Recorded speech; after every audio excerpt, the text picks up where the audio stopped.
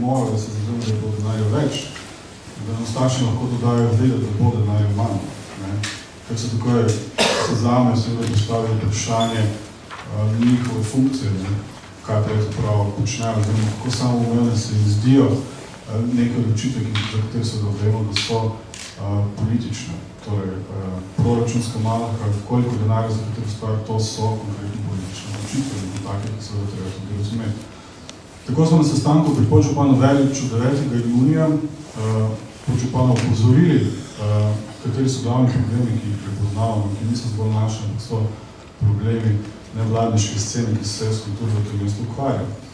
To je torej ureditev sodelovanja med javnim in nevladnim sektorjem, prepoznavanje sistemska oziroma trajnostna podpora kvalitetnim projektom, nezadostno financiranje medijskih dejavnosti, ki je stihijsko, manjko, ker je zelo pomembno za Maribor, še posebej se mi zdi manjko evalvacije porabe javnih sredstev, s tem se definitivno ne ukvarja nihče.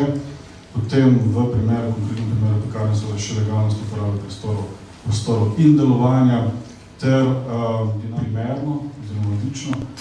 Obenem pa se obnaša kot naročnik, da reče v tem poslovnem jeziku, ki se celi najljubši, zelo neodgovorno, ko se meni tiče.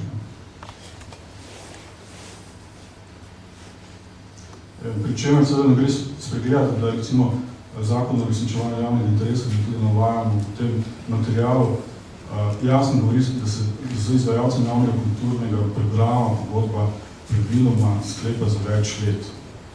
Kar, če spremljate recimo razpisna dokumentacija letos, pravzaprav so vsi programi, oziroma veliko večina programov v javnem interesu je dobila več letno financiranje, recimo Kibla, Hud Ivan Cankar, prva gimnazija, Plesna ministra, Maribor, Akademija Slovenika, Aristej, Zgodovinsko društvo Maribor, Zgodovinsko društvo Franca Kovačiča, založba Liter, medtem ko, glej ga zlomca, edino tisti, ki smo neformalni, se pravi pekarna in ZULK, so dobili zgolj enoletno financiranje.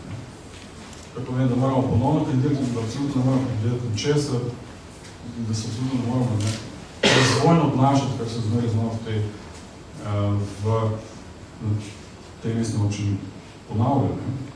In se je zame to tudi zelo jasno politic, da ostaja nekaj interes več. Zgodilo se je prenova, na kakšen način se zapraža, izvarjamo za eno leto, z gravirano univerzijado 2013, 2012, da se vsak dan spomnimo. Kaj nam pušča kri, kaj bomo zapuščali kri, pa kaj bomo puščali kri v teh letih očitno. O čem govorimo? Več denarja za kulturo, želimo si te pokajati, ne se hecati.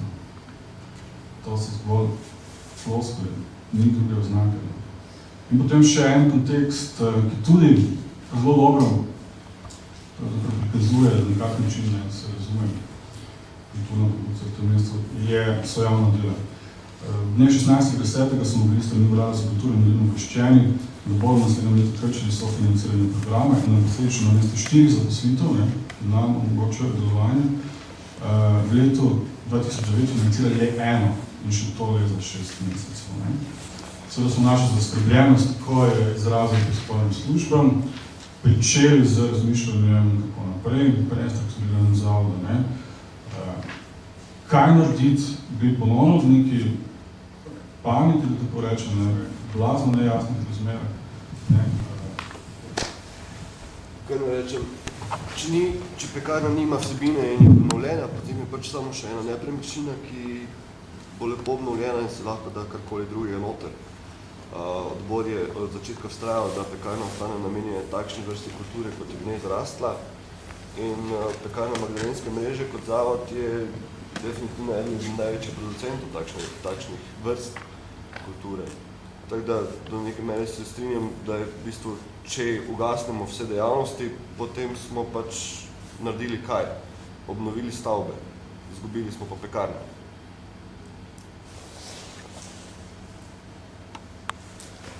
Problem je pač pomanjkanje neke celotne strategije na ravni mesta.